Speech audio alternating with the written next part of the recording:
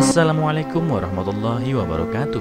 Apa kabar kalian? Semoga kalian baik-baik saja dan tetap diberikan kesehatan oleh Allah Subhanahu wa Ta'ala. Bantu channel kami dengan cara subscribe dan tekan tombol lonceng kalian. Terima kasih.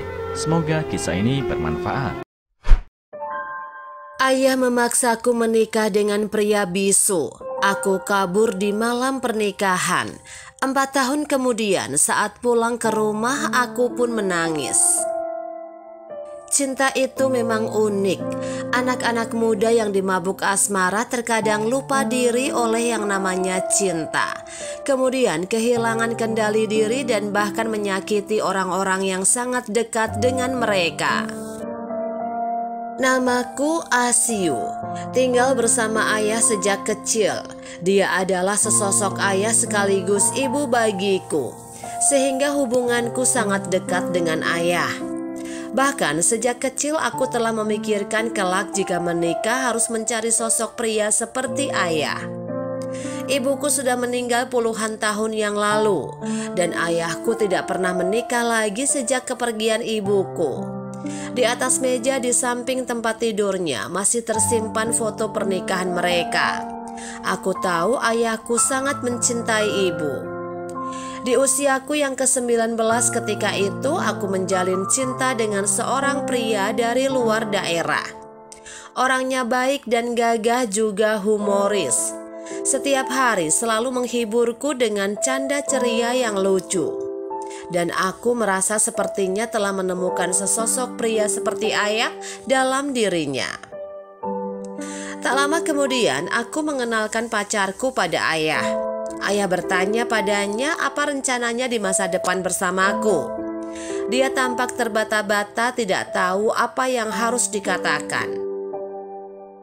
Kemudian ayah saya memberitahu banyak padanya tentang kehidupan. Setelah pulang dia menjadi kesal dan marah padaku. Dia bilang ayahku kolot dan ketinggalan zaman. Karena sangat mencintainya dan dibawa pengaruhnya, perlahan-lahan aku lebih cenderung memihaknya dalam masalah cinta. Bahkan kemudian dia memintaku menikah dengannya di luar daerah, dan tanpa pikir panjang aku pun setuju dengan usulnya. Ketika ayah mengetahuinya, dia sangat tidak setuju. Dia mengancam tidak akan mengakuiku sebagai anaknya jika aku nekat pergi dengannya. Ayah bilang pacarku itu tidak benar-benar tulus terhadapku, memintaku harus berpikir jernih.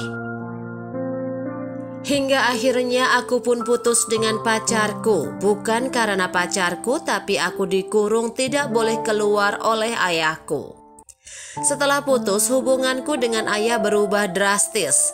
Aku mulai membencinya karena aku merasa dia telah menghancurkan cintaku. 2 tahun kemudian ayah membawa seorang pria bernama Awei, anak dari keluarga penolongnya, dan memintaku jalan bersamanya. Awei terlihat sangat pemalu. Dia selalu menunduk saat bertatapan denganku, sampai-sampai mukanya juga memerah. Aku tidak suka tipe pria seperti itu, bahkan dia adalah pemuda bisu. Aku benar-benar tidak tahu apa yang dipikirkan ayah. Mengapa menyuruhku menikah dengan sosok pria bisu? Namun ayah tetap memilih Awei, memaksaku menikah dengannya, bahkan mengatakan bahwa Awei adalah pria yang paling cocok untukku. Aku pikir ayah hanya ingin membalas budi, jadi memaksaku menikah dengannya sebagai bentuk balas budinya.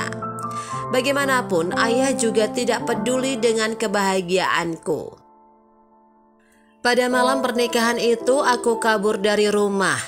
Aku sudah sekali merasa kecewa saat putus dengan pacarku dulu. Kali ini aku tidak boleh terlihat lemah lagi. Aku tidak ingin hidup dalam kendali ayah. 4 tahun lamanya aku kabur dari rumah sejak malam pernikahan itu. Dan selama 4 tahun itu aku tidak pernah menghubungi ayah, juga tidak pernah pulang ke rumah. Aku menjalani hidupku yang getir di luar sana. Perlahan-lahan wawasanku juga bertambah seiring dengan kedewasaanku, dan rasa benci terhadap ayahku juga tidak terlalu dalam lagi. Malam itu aku bermimpi tentang ayah lagi.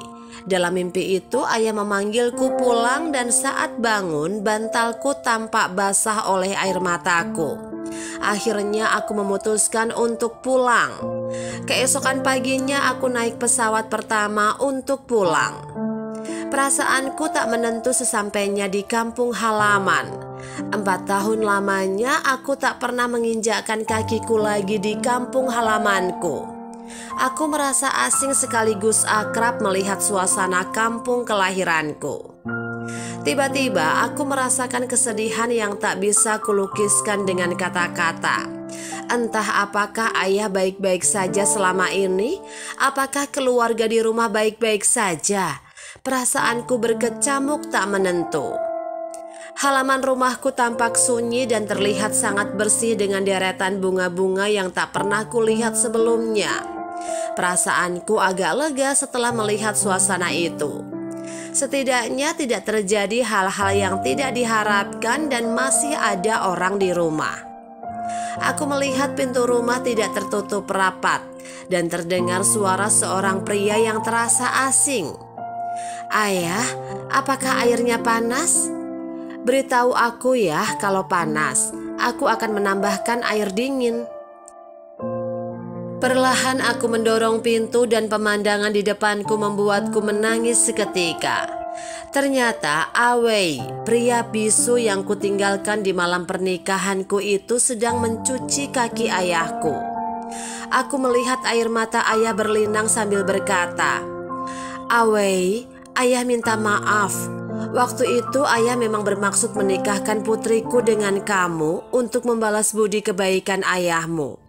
Tapi siapa sangka takdir berkata lain. Selama 4 tahun ini kamu yang selalu merawat ayah yang lumpuh. Ayah benar-benar minta maaf." Aku bersandar di sisi pintu dan terisak menahan tangis. Ternyata ayahku dan ayah Awei adalah teman seperjuangan semasa muda.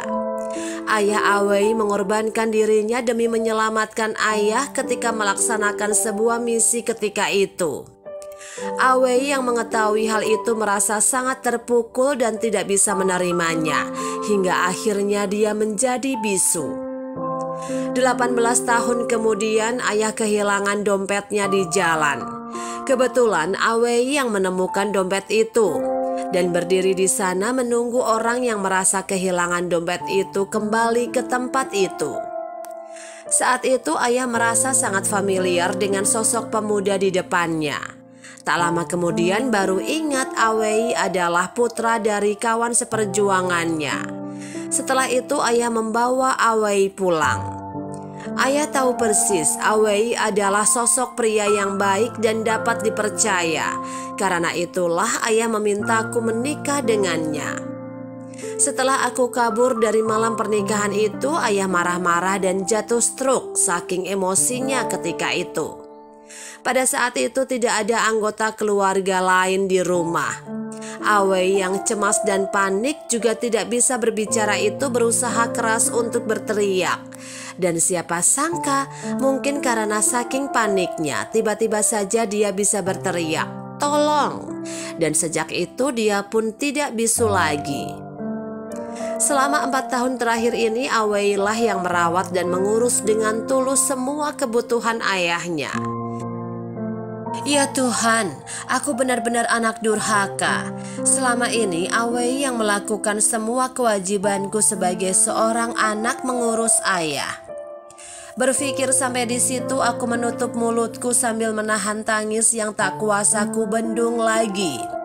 Aku telah menyia-nyiakan sesosok pria baik seperti Awei dan salah memahami maksud baik ayah ketika itu. Aku benar-benar bodoh. Sekarang aku pulang dan tidak tahu apakah Awei masih bisa menerima diriku yang sekarang merasa sangat menyesal dan apakah ayah akan memaafkan aku. Cinta kasih ayah bagaikan gunung. Lika-liku hidup yang mereka alami jauh lebih banyak daripada kita, anak-anaknya. Lebih banyak memahami daripada kita dan lebih akurat dalam menilai seseorang daripada kita.